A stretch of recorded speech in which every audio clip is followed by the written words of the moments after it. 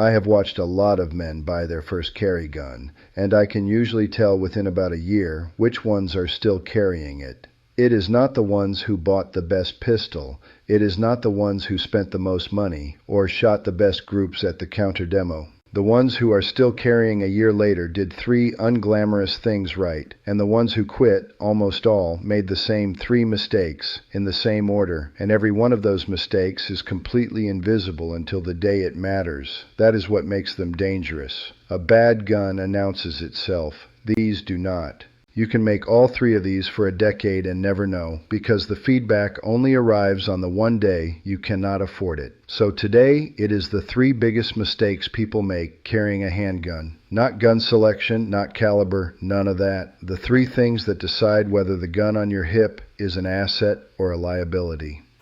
And the third one is the one I have the strongest feelings about, because it is the one that is going to cost somebody their freedom rather than their life, and almost nobody talks about it. Do not skip it. Let me say one thing, then I will leave it be. Everything I have picked up behind that counter, how to buy right the first time, what is worth your money and what ain't, I put it all in one book over at buyproven.com. If you want it, it is there. That is all. Now let us get back to it, real quick, so you know who is talking. I am Emmett Boone. I spent 11 years working warranty returns for a firearms distributor, which means my job was opening the box when somebody mailed a gun back and writing down why. These days, I run projects at a custom rifle shop. I am salaried. I do not work commission. I get paid the same whether you buy something or walk out of here, and that is exactly why I can tell you the truth. And before we start, the 4 rules, because everything in this video sits on top of them, and I am not going to assume. Treat every gun as loaded, always, no exceptions, including the one you just checked. Never point the muzzle at anything you are not willing to destroy. Keep your finger off the trigger and outside the guard until your sights are on the target.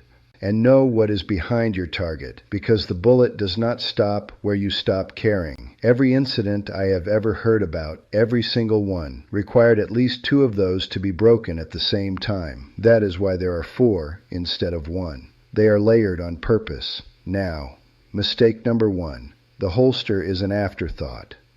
Here is how it goes, and I have watched it 100 times. A man spends $600 on a pistol, spends an hour choosing it, reads reviews for a week. Then at the register, he picks up a $20 nylon holster off the pegboard, the one that says it fits most compact autos, and he considers the purchase finished. That holster is the more important half of the system, and he treated it as an accessory. Let me tell you what a holster actually has to do, because most people have never thought it through. It has to cover the trigger completely, not mostly, completely, with rigid material, so that nothing on earth can get inside that trigger guard while the gun is holstered. A drawstring, a jacket toggle, a fingertip, a piece of the holster itself, if it is soft and collapsing. Almost every unintended discharge in carry that I have ever read about involved something getting into the trigger guard, and that is what the holster exists to prevent. Everything else it does is secondary to that. It has to hold the gun in the same place every time. The draw is a trained motion, and a trained motion needs a consistent starting point. A holster that shifts on your belt gives you a different draw every day, which means you never actually train the draw, you just perform it differently each time. And it has to stay open when the gun leaves. This is the one nobody thinks about.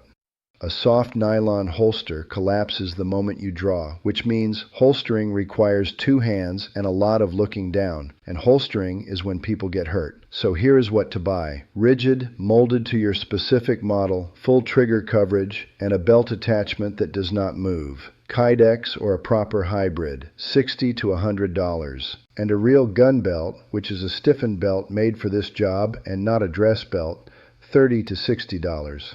That is $150 of gear that nobody photographs, and it matters more than which pistol you bought. 2 more things and I will move on. Holster slowly, always. There is never a reason to holster fast, not once, not ever. Look the gun into the holster if you can, and if you cannot, go slowly enough to feel that nothing is in the way. Every serious injury I have heard about in this category happened on the way in, not on the way out. And if you appendix carry, be honest with yourself about it. It is fast, and it conceals well, and it also points at your femoral artery for the entire holstering motion. People do it safely every day. They do it safely by being extremely deliberate about that one motion, every time, forever. Mistake number 2. You bought a gun you cannot actually run, and you found out on the range and then decided it was fine. This one is quieter than the first, and it is more common. Here is the shape of it. Somebody buys the smallest, lightest pistol available because it will be comfortable to carry. Then he takes it to the range and it snaps hard in his hand. The sights are small, the trigger is long, and he shoots a group he is not happy with, and instead of concluding the gun is wrong, he concludes he needs to practice more. Then he does not practice more because it is unpleasant, and he carries a pistol he has fired maybe 50 rounds through in 2 years. Now flip it. Somebody else buys the biggest pistol he can shoot well, and it is heavy, and it prints under a t-shirt, and after 3 weeks it lives in a drawer. He is not carrying it either. Both of those men made the same mistake in opposite directions. They optimized one variable and let the other one fail completely. The correct target is the largest gun you will genuinely carry every single day, not the smallest you can shoot. Not the largest you can shoot, the largest you will actually put on a hot day when you are tired, when you're just running to the hardware store. And there is a test, and it is uncomfortable, and it is the most useful thing in this video. Take your carry gun to the range and shoot 100 rounds in one session, not 20. 100 with your actual carry ammunition for at least 20 of them. If your hand hurts at round 60, if you are flinching at 80, if you are counting down to the end, that gun is too small or too light or too much cartridge for you, and it does not matter how good it feels on your belt. Because here is the thing, a gun that is unpleasant to shoot is a gun you will not practice with, and a gun you do not practice with is a gun you cannot use. The comfort you bought on your belt got paid for out of your competence, and you will never see the invoice until the worst possible moment. And I will say the other half too, because it is just as true. If you are not carrying the gun, its shootability is irrelevant. A perfect pistol in a nightstand drawer has a 0% chance of helping you outside your house. The gun has to clear both bars. Most people only check one. While I am here, 2 related things. Carry the same gun every day, in the same place, in the same holster. Rotating between a small gun in summer and a large one in winter means you have 2 different draws, 2 different trigger pulls, 2 different reload procedures, and under stress, your hands will go to the wrong one. Pick one and live with it, and practice the draw far more than you practice the shot. The draw is the part that fails. It is the part nobody trains, and you can practice it at home for free. Unloaded gun, ammunition in another room, physically check the chamber twice, and then draw slowly, 50 times a night. Slow and correct beats fast and sloppy every time, and speed comes from repetition, not from trying to be fast.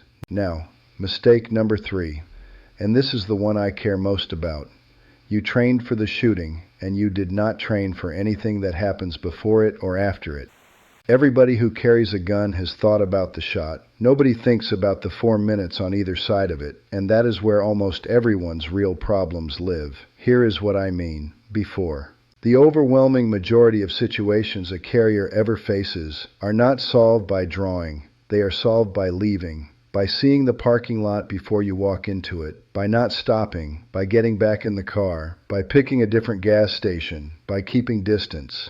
That is not cowardice, and it is not paranoia. It is that the gun is the last tool in the box, and every other tool is cheaper in every way. And a gun changes how people behave in a way nobody warns them about. There is a real risk of a man staying in an argument he would have walked away from, standing his ground over a parking space or a rude word because somewhere underneath he knows he has an answer if it goes wrong. That is the single most dangerous thing about carrying, and it has nothing to do with the mechanics. If carrying makes you more willing to be in a confrontation, you have made yourself less safe, not more, and no amount of range time corrects that. After. And this is the part nobody plans at all. Drawing a firearm is a legal act with consequences, and in most places it is a serious one even if nothing is fired. Every use of a gun is going to be examined afterward by people with unlimited time, in good lighting, who were not there. Your decision gets made in a second and reviewed for a year. So here is what you owe yourself before you ever carry. Know the law where you live and where you travel, specifically. Not the internet version, the actual statute, and understand that it changes at state lines and sometimes at city limits, and that reciprocity is not automatic and not universal. Get that from a class or an attorney in your state, not from a comment section and not from me. Know where you cannot carry. Schools, federal buildings, courthouses, and a long list that varies. Walking into the wrong building with a gun on your hip is a felony in many places, and nobody intends to do it. It happens because people did not look it up. Think about the aftermath in advance. What you do, who you call, and what you say.